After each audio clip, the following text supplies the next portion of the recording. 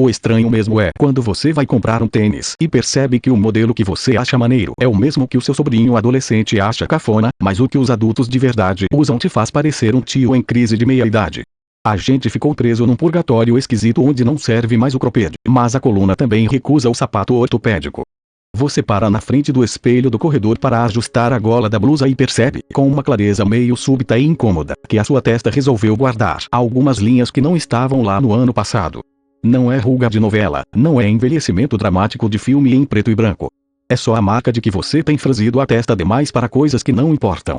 Mas o estranho não é o fio de cabelo branco que insiste em nascer bem no meio da franja e que você arranca com uma pinça toda terça-feira. O estranho é que, por dentro, você ainda tem exatamente a mesma urgência confusa de quando tinha 19 anos, só que agora com boleto de internet e uma dor lombar inexplicável depois de dormir no sofá. É uma faixa de terreno baldio na cronologia. Você já passou da idade de não saber fazer arroz sem queimar a panela, mas ainda não chegou na sabedoria serena de quem aceita a calvície com elegância e toma chá de boldo às 7 da noite. Você está no meio. Nem jovem o suficiente para achar que vai mudar o mundo no grito de madrugada, nem velho o suficiente para ter o direito adquirido de reclamar do volume da música do vizinho sem parecer um chato precoce. Você virou um adulto de transição, o rascunho mal apagado de gente grande que continua mandando áudio de 3 minutos para explicar uma receita simples. Sabe aquela cena clássica de ir à farmácia comprar remédio para a azia e, no caminho para o caixa, se pegar encarando a prateleira de tintura de cabelo com um misto de curiosidade e luto? É exatamente isso. A gente vive numa esquizofrênia temporal muito sutil. No trabalho ou na roda de amigos mais novos, você já é o tio ou a tia que lembra de como era o mundo antes do streaming popularizar. Por outro lado, quando senta na mesa da família com os parentes mais velhos, você continua sendo tratado como a criança que precisa comer a salada primeiro para ganhar sobremesa. Ninguém te dá o microfone para falar sério, mas também já não passam a mão na sua cabeça quando você erra. Aristóteles falava muito sobre o ponto de equilíbrio, aquela virtude que fica exatamente no meio dos extremos. Mas o filósofo grego era um otimista incorrigível que nunca precisou lidar com a crise dos 30 e poucos anos em plena terça-feira chuvosa, enquanto tenta entender se ainda tem idade para usar tênis de sola colorida ou se já deveria estar usando sapatos ortopédicos com sola de borracha antiderrapante. O meio para Aristóteles era a virtude. Na prática moderna, o meio é só uma sala de espera muito sem graça onde a gente fica tentando adivinhar quem apagou as luzes da juventude sem avisar a gente. A gente gasta uma energia absurdamente desproporcional tentando encaixar a própria identidade em gavetas que já não fecham. Você compra um creme hidratante facial caro porque viu uma dermatologista no Instagram falando sobre prevenção, mas no almoço comeu miojo com requeijão porque a geladeira estava vazia e a preguiça de cozinhar venceu a decência moral. É essa a fratura exposta da idade estranha. A distância entre o que a sua biografia diz que você deveria ser e o que a sua alma cansada realmente consegue entregar numa quinta-feira qualquer. Lembra da última vez que você foi a uma festa e, por volta das 11 da noite, olhou em volta e pensou: o que exatamente eu estou fazendo de pé neste lugar barulhento se o meu colchão novo está lá em casa me esperando? Antigamente, ir embora cedo era sinal de fracasso social. Era o atestado de que você era um loser que não sabia aproveitar a noite. Hoje, ir embora cedo é uma pequena vitória pessoal, um ato de amor próprio quase clandestino. Você sai da festa na ponta dos pés para não incomodar, entra no carro, liga o ar-condicionado e sente um alívio tão profundo que parece que acabou de assinar o armistício de uma guerra que ninguém pediu para lutar. Só que, logo em seguida, vem a rasteira. Porque você chega em casa, deita no sofá, abre o feed do celular e vê os stories de quem ficou.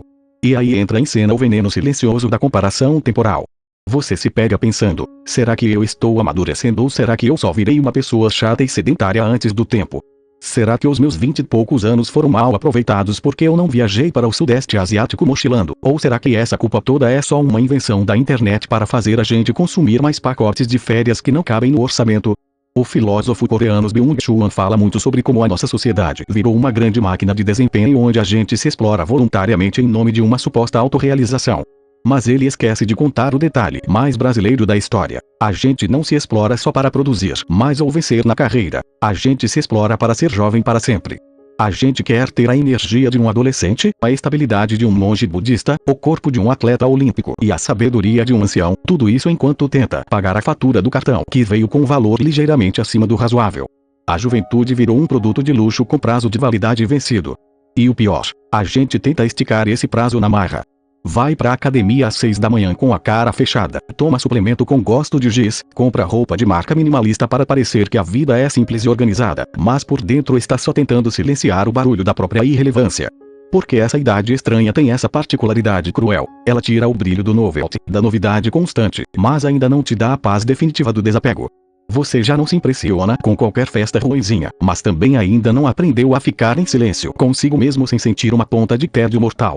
É o momento em que a gente descobre que a vida adulta não é um castelo sólido que a gente conquista, mas sim uma pia que nunca para de juntar louça suja. Você lava, enxuga, guarda, e no dia seguinte o ciclo recomeça, exatamente igual, só que com mais rugas ao redor dos olhos. É engraçado como essa fase se infiltra até nos mínimos detalhes da nossa rotina doméstica. Sabe quando você vai no supermercado e se pega olhando para o corredor de produtos de limpeza com um nível de fascínio que seria inadmissível 10 anos atrás? Pois é. Você passa minutos comparando o rendimento de um amaciante de roupas, lê o rótulo do limpa-vidros com a concentração de quem decifra um mapa antigo, e ainda sai orgulhoso porque achou uma marca que vem com 200 ml a mais pelo mesmo preço. Aí, quando chega em casa, tenta comentar isso com alguém mais novo e recebe de volta aquele olhar de quem viu um fóssil ambulante. A pessoa não entende. Para ela, detergente é só um líquido que faz espuma, não um símbolo de conquista territorial na sua própria cozinha. E tem o corpo. O corpo nessa idade estranha. Ele virou um traidor profissional, um informante infiltrado que relata todas as suas pequenas traições diárias ao relógio biológico. Você dorme de mau jeito no sofá assistindo a um documentário aleatório sobre a Idade Média e acorda no dia seguinte com o pescoço travado, incapaz de virar a cabeça para a esquerda por 3 dias seguidos. Precisa negociar com o próprio joelho antes de agachar para pegar o controle remoto embaixo do rack. E o pior não é nem a dor física, que essa a gente vai empurrando com anti-inflamatório e resignação. O pior é a constatação silenciosa de que a garantia de fábrica expirou. Você percebe que o seu corpo já não absorve os excessos da véspera com a mesma elegância indiferente de antigamente. Uma fatia de pizza um pouco mais gorda já é motivo para um debate interno sobre o sentido da indigestão e a fragilidade do fígado humano. Aristóteles, lá na Grécia Antiga, falava muito sobre a tal da justa medida, o ponto de equilíbrio entre os extremos. Ele defende que a virtude está sempre no meio, longe dos excessos e da escassez.